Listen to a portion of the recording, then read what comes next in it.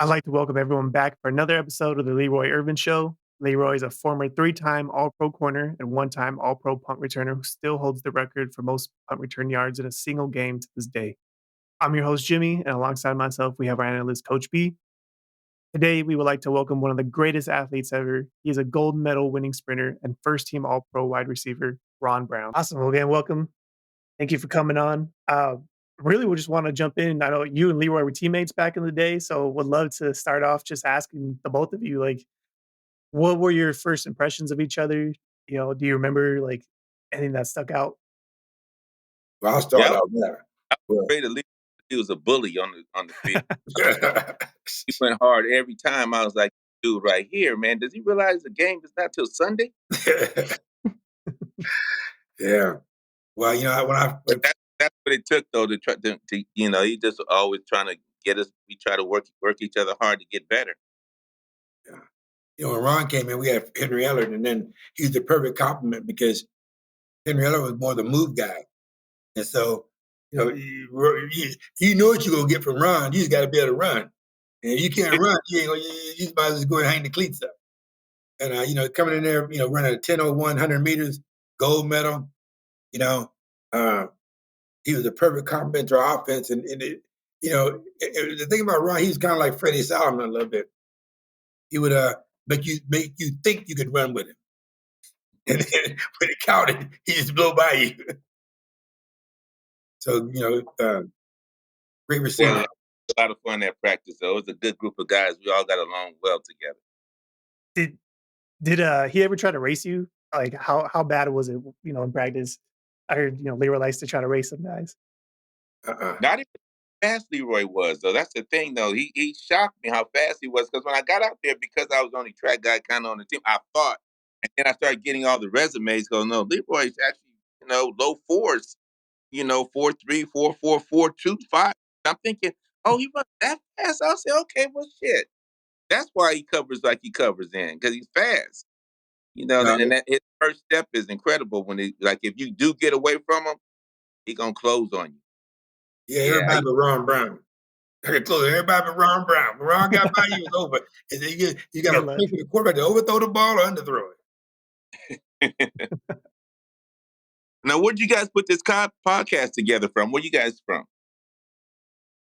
Well, we Jimmy and I have another show that we started doing, um, and then we did a few episodes of that. We got LeRoy on, and we had a good time with LeRoy, and the idea kind of just sparked to do it together. To be honest, Yep. Yeah. Just all kind of happened all of a sudden. Now we're yeah. here. And how often are you guys on? Do you guys record and then go live? Like tomorrow, the next day, record a few shows today and take them live throughout the week or something? Or how do you do it? Right now, we have a couple recorded, and we're just kind of working on the details, and then we'll be releasing them kind of I would say chronologically. Um, Hopefully, we're thinking probably on a weekly basis, probably one a week. But we're not doing this live at all, so there's no live recordings. Not right now, at least. Yeah, We're gonna make it look pretty. We get to look all good yeah, on We, the right. video. Yeah. we've done Eric Dickerson and Jackie Slater so far, so you're third on the list. Oh, okay.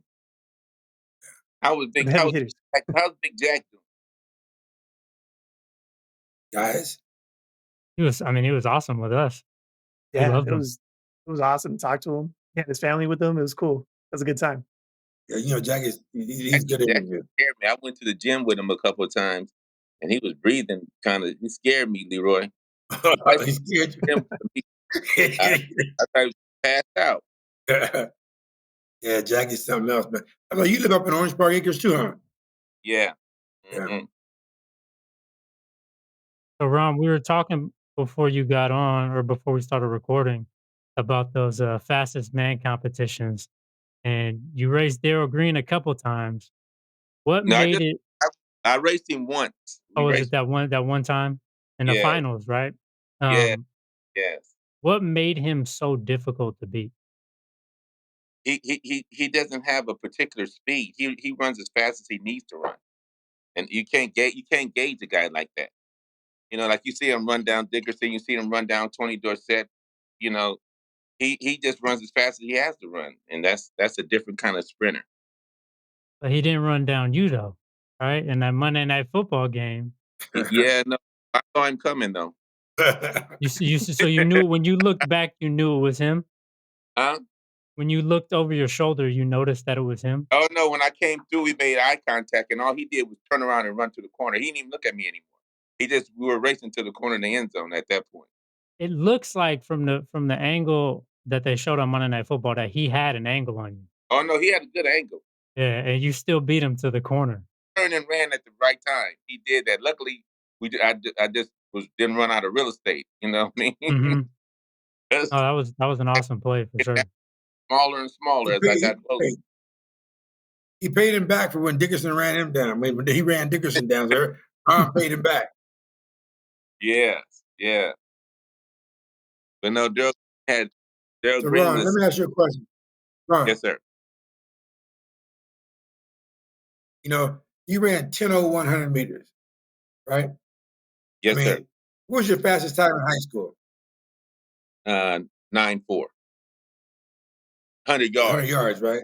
Yeah, because then they converted it to meters my last year in high school. Dang. What prompted you to play football? You were great at track, y'all state and everything. What prompted you to go to Yeah, Arizona State and play football? yeah. Well, no, I was on a scholarship at Arizona State. I was on a football and track scholarship at Arizona State. So that worked out for me though. So in the off season, I was on the track, and during the season, I was playing football. And I was a running back in high school, and they moved me to defensive back when I got to college. I wanna ask because I mean, obviously you're fast, and you make other fast people look unfast. So when did you know? Like, was there like an aha moment for you? Like, when did you know, like, I have a real career just based off sheer speed alone? Like Olympics, football? Was there, high school? Was it earlier than that? No, high school though. When I started getting offers for scholarships in track, kind of woke me up a little bit. But then when I got to Arizona State, we had some great sprinters over there. We had Dwayne Evans. We had Lamont King. We had some guys like Dwayne was in the '76 Olympics at 17 years old. So I had some good guys to run with when I was at Arizona State, though. So we used to show up to track meets, and so you could hear all the different schools saying, "Oh, Arizona State is here. Arizona State is here." I used to like that. Or the big kids getting off the bus, like, damn, gotta go up against them. Yeah, like these guys showed up, darn it. Dang, it's crazy. So, hey, Ron, you're in the Olympics, right? 84, right? Yes, sir. Yeah. And, I remember we were busting our butts in training camp. We were working our asses off in training camp. And all of a sudden, you show up. What was what were you feeling like when you knew you're from the LA area and you knew you got drafted by the Rams? You didn't get Right? drafted by No, the Rams, no, it was a good deal for me. I actually didn't. I was drafted by the Cleveland Browns, the Browns, yes. They and traded. actually, the Raiders was going to get me. Al called me up that morning and asked me if I was going to play football, run track, and I told him I was going to play football. And he said, when we get our next pick, we're going to grab you. But then it was a Cleveland Browns pick, and they didn't have a first round pick, so I was their first pick in the second round. So they called me up and said, "We want to play football." I said, "Yes, absolutely." But then when I went to Cleveland Browns, when I went out there and kind of saw how their organization was and stuff, and then I came back. I had a track meet. Um, I actually to the stories a guy named James Jilks. I was working out for a track meet coming up, the Bruce Jenner Classic, and I was at Mount Sac running, and he asked could he run with me. So I said, "Yeah, come on, come run with me." So I didn't know who he was, and I'm running 110s, and he's running right with me, and I pick up my speed a little bit more, and he's running right with me, and I'm thinking, "Wait a minute, who is this dude?" Because now I'm at like almost 100%, and he's still running with me. And I'm thinking, now how is this dude running with me, and he's 110? So I asked who he was, and he said, "Oh, I'm James Jilks, man. I was a 200-meter world record holder at one time." I said, "Thank you, Jesus," because if you was just gonna be somebody else, I have to continue with this Olympic deal. Because even though I turned down the money for the Cleveland Browns, I still had to make the team. You know, So he said, "Man, I watched you run all your career." He said, "Your problem is when Carl Lewis pulls on up on the side of you, you try to run faster." He said, "Don't try to run faster. Just breathe. Just that little bit right there." 2 weeks later, I ran the Bruce Jenner Classics, and that was this third time I beat Carl Lewis. I beat him 2 times indoors, and I beat him outdoors at Bruce Jenner Classic. Just from that little interaction with James Jilks. Wow.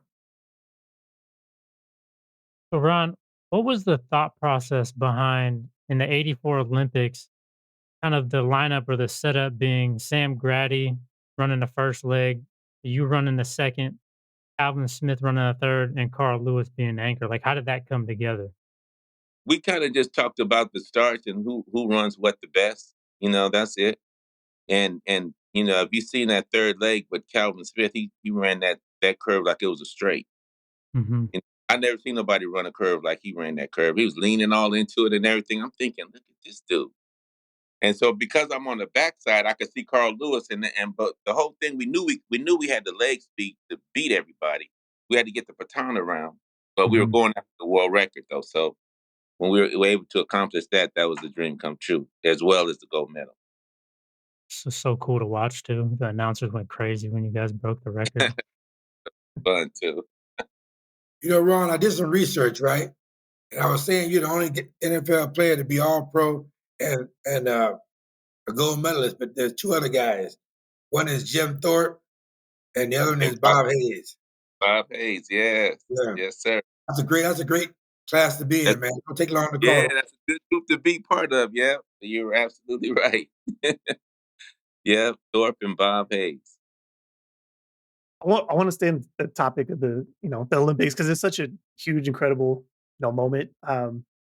Other than winning, the gold medal, was there anything in particular about just the Olympics as a whole experience that like sticks out to you that you're like, Olympic Village, whatever it might be, like hanging out with people from all over the world? Anything that sticks out? Yeah, no, that was fun. That was good too, though. The opening ceremonies were good too. I didn't get a chance to go to the closing, but the opening ceremonies was good. It was fun. It was just the whole environment, just the Mhm. fact that we got there. What I mean, it was a dream come true. I didn't actually stay in the village though. I had a suite at the Marriott. Um, so that was a whole nother experience too. That was fun. That was fun. So I had all my buddies come up, and we used to push that button called room service, and the Rams picked up that tab, so it was good. It was fun. So So tell me, how come you didn't sign with Cleveland? You touched on that a little bit, so you didn't take the money, and you didn't sign with them. And how'd you play that game? Because after I beat Carl Lewis the following week, I mean, negotiations were going on with my agent after I was drafted, but after I beat Carl Lewis, my stock went up because at that time Carl hadn't been beaten. He hadn't been beaten in 2 years. So I was so so because I beat him, I was able to hold that fastest man in the world title for a minute because I beat the fastest man in the world at the time. So my stock went up. So the numbers changed, and Gotcha. and Cleveland thought I was bluffing. They thought, well, no, he's going to take this money. He's not going to turn down these millions. He's going to take it. I was like, no, I'm gonna go ahead and take my chance and see if I can make this Olympic team. Since I don't have to run against LeRoy, I figured I had a shot. The thing about Ron in practice, we be running the routes, and he'd be going half speed, made me think I can run with him. But I knew he was waiting to play against me on a Sunday afternoon, but it never happened. Yeah, no, it was practice was fun. The Rams was fun. We had a lot of good times. I just hate that they kept breaking up the team though. I think if they would have kept our team together though, we would have had some exciting Super Bowl chances and stuff other than the one chance we had when we played Chicago Bears, which was terrible because it was cold. Yeah, we talked Yeah, to Eric about that I game. can't Wind jacket. think of weather. Forget about playing in it. I can't even think. I It don't was cold. understand why. Still to this day, I don't understand why every team don't have a dome. You pay all this money for those seats to sit in those cold seats for 3 hours. That's crazy. Craziness. It gives him an advantage. 'Cause we're practicing in 80-degree weather. Remember, We came from New Orleans, I think, or something like that. Did we come from New Orleans or no? No, But no. We were filming the video Rabbit that week. Remember? yeah, yeah, yeah, yeah, that silly thing. Yeah, but got out there though. I mean, all they had to do is be 10 to 15 degrees warmer. That'd have been a whole different game. Definitely.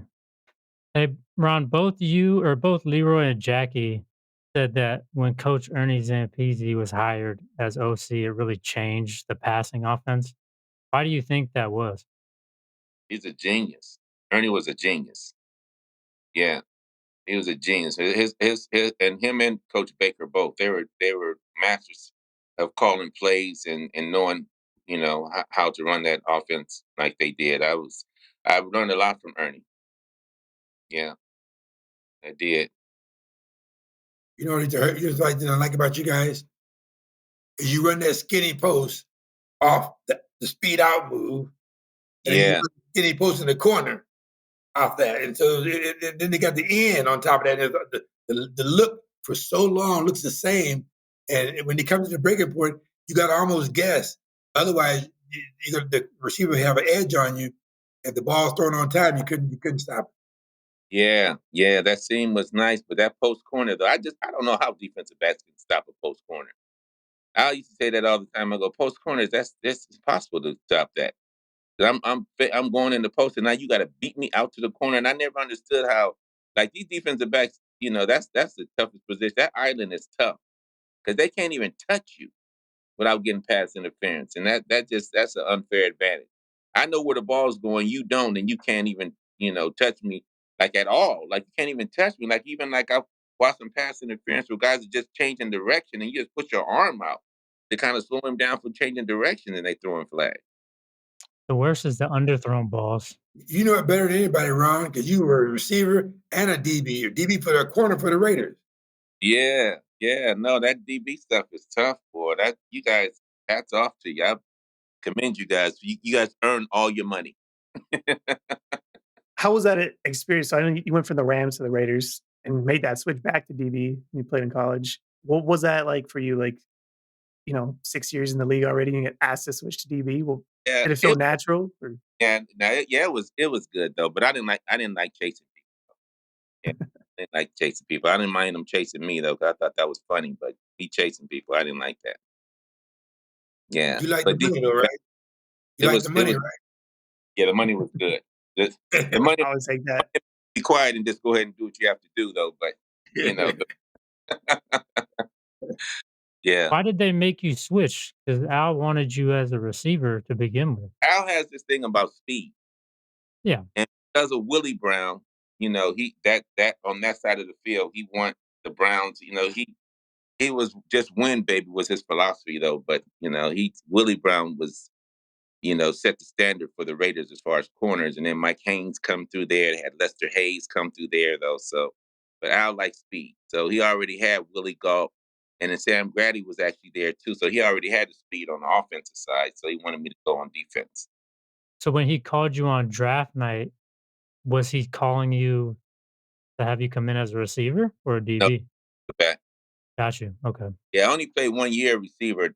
I only played like 6 games at receiver when I was in college.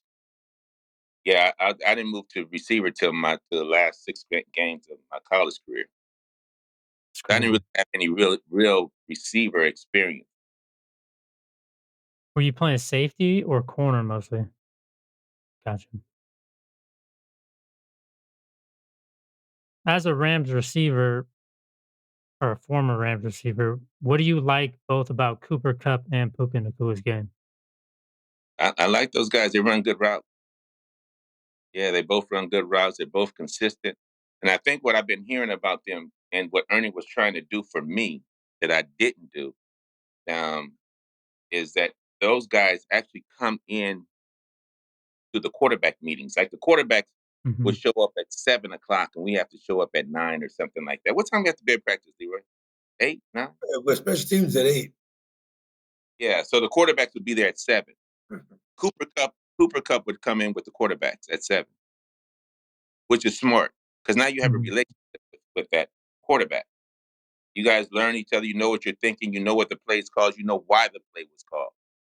You know, and that's the thing about like guys like LeRoy who end up playing as long as they played. They mastered the game because their IQ to the game was incredible. See, which now that after me getting out of the game, realize how important that really is. You know how your IQ to football is very important when you're playing that game. It's actually like, they tell you like the game is like 30% physical, but 70% mental, and that's part of that IQ. Hmm. Yeah. So I used to watch like Leroy and them like study films and practice and stuff. I used to think to myself, why are you doing that? Just wait till Sunday. You're gonna see what you're gonna see. But that's the IQ part. Definitely. Yeah. I had to test it out, Ron. I had to test it out. Make sure the car would run on Sunday. I had to test that car out. I could just assume I was gonna be ready on Sunday. Uh, I do wanna ask real quick, and you touched on this briefly for a second, but back in 1985, Yas not only were part of, but starred in Let's Ram It video, and your line was Speedball Brown, "You're the fastest man in the whole damn town." Was that something you came up with? Like, no, what was that like? no, that's Jackie Slater. Jackie Yeah, Slater came with that? that's yeah. He came up with that punchline. I don't know where it came from, but he came up with that. Yeah, He had he that's is better than me. funny. What was that experience like? Was it like, did you have a good time, or was it like, "Oh, I gotta get through this real quick?" We didn't think it would ever go anywhere. We really didn't think it would definitely be shown today. And I think they sold like 3 copies, and I think my mother bought one. We So never got paid at all. I, That I was a didn't free. think it That would was ever. free all night long before the NFC Championship game for free. Wild. Yeah, yeah. Need your royalties, especially if See, they're still I showing it. bought the video and stuff. There was a music company called Death Row Records that was starting around this. We were shooting that video, and I they were talking about doing the video because we were doing it after the shuffle from Chicago Bears. I had talked to Dr. Dre about producing it for us at one time, and that would have been a better production, I think, for us than what we ended up with. Probably, yeah. But Ron, I'm gonna Greatest ask you a producer of question. all time. We want to get Snoop on the show. Call him up now and tell him, you know, pick a date. Pick a date for you. Yeah, he could do this because he could do this from the compound. He don't do many of them though, but he do it for you. Yeah, we're gonna try to get That'd him be on. awesome. That'd be a dream come true for Now, sure. Ron, since football, you became such a businessman. I mean, you've been in the real estate business, the car business. I mean, what's going on with you right now? What you got going on? We got some real good things going on though. Doing some in-home healthcare pieces. I have a clear certified lab down in Newport. Tim and I are talking about doing some stuff. We're going on school campuses and helping kids with their decision making. You know what I mean? Because we've taken, Tim with the drug rehab stuff, so we've kind of converted that to mental health and secondary drug rehab. We realizing some of these kids with these overdoses and stuff, we want to change that narrative, but we also want to change the bully narrative and everything that these kids are doing on campus to hurt themselves. We want to change that as well. So it's a good little program called Teen Savers. Be looking for us. We may need your help.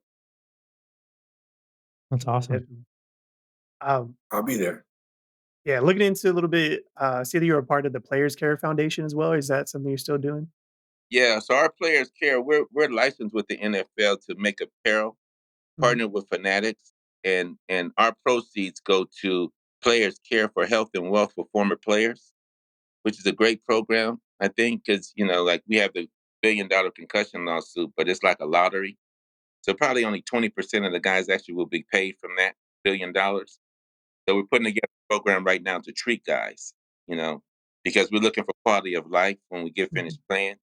And some of the things that we're talking about in research with dementia and Alzheimer's like that, using stem cells and exosomes like that to help slow down and in some cases reverse it.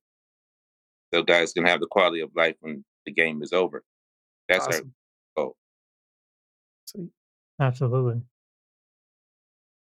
Gotta talk to you, Ron, about going down to Costa Rica and doing the stem cell. I'm looking forward to that trip.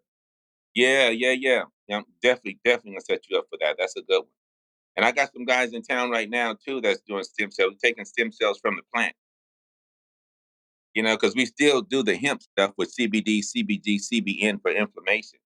But we're actually doing some stuff with ashwagandha and microdosing with mushrooms, doing a study and research with that for CTE and PTSD like that though, and getting some real good results from it. If somebody was interested in looking up in like that research or when that comes out, where can they find that? It's gonna be everywhere in a little bit though. Mhm. With a lot of studies, we've had actually like 40,000 patients or clients come through so far with a 95% success rate. Wow. That's awesome. That's Oh, incredible. Yeah. Great numbers. Um, I think I wanna be very mindful of your time, so, I don't know if we have any other questions or anything at this time, but, when we do stop recording, we just ask if you stay on for 2 to 3 minutes so it uploads. Okay. Um, but you guys have anything else? There's light behind yours and mine is dark. Do I need to turn on some lights or something? That's probably fine at this point. Yeah, I Um, think we're good. Oh, there there you you go. yeah. There we go. I do have Look one at last that. Thank question for you for sure. you. Um, Ron, you were an electric kick returner when you were playing the game. How do you feel about how that kind of whole phase of the game has evolved in today's NFL? Even today, actually, it just Yeah, it changed. changed a lot though, because Mhm. the now can kick it out of the end zone. So you don't get the same returns as you used to though. But the guys are still fast and it's still an exciting part of the game, you know. But as far as injuries and concussions and stuff that can take place in that one play, yeah, some guys can get hurt. Especially now, these guys they don't wear that much uniform, and guys are bigger and stronger and running faster though. So somebody can really get hurt on that. It's a shame because it's a shame because some of those records will never be broken. I mean, I Yeah, haven't seen a kick return in 3 or 4 years. I mean, yeah, it's yeah. always out You of the end zone, you know few, but it's far few and in between now though, because they moved it up where kickers just they actually kicking it out of the end zone, 60, 70% of the time. Mhm. right. Mhm. But they gotta keep it in the game because of the onside kick. Yeah, Yep. exactly. They just That's changed the rule today, right? I think they what adopted the hey, XFL kickoff, I believe. Yep. Mhm. So they'll be on like the 35 and the 40-yard line of the receiving team. oh, Wow. so they don't So they're gonna be like 5 yards apart, like the kickoff team and the, receiving team. It'll be like, I think on the 35 and the 40 on the what? receiving team side. Yeah, Yeah. it's gonna look like day 1 block shed drill. They're all gonna be like 5 yards apart, and then Know how they that's can't move until the returner catches it, and then when he catches it, then they come together, do the whole block shed deal, and that's how it's gonna be. I actually think a lot more people will be scoring on kickoff returns as And long you as know it what gets I kicked heard? Ev out. yeah, Everyone's on one level. Yep. yeah, You know yeah. what I No. heard? I heard that, the NFL is gonna adopt that Pro Bowl, philosophy. Everybody will be wearing, flags. Not gonna be any tackle anymore. It's too hand It's touch, getting man. there. Flags It's is too getting there. dangerous. Well, I was trying to get that done back when we were striking. I was saying I don't know why we just don't go to practice and get our checks and go on the football field and wear flags, make a mockery of the game. Now you got Vegas upset, and now we'll get our point across because nobody cares about us from Monday through Saturday. It's only Mm-mm. Sunday. We're Mhm. striking Monday through Saturday. I'm thinking, why are we out here? Just show up on the game on Sunday and play flag. That we'll get our point across then. Mhm. No, And then plus preseason, we're two-a-days, I mean, and, for a month. And now they don't even have two-a-days. I know Walkthroughs. they don't even wear uniforms in practice, man. They just touch each other. Hey, Leroy, you still be playing right now, man. If you have to get hit every day like that and goal line. If I can just get out of this wheelchair, I can do it.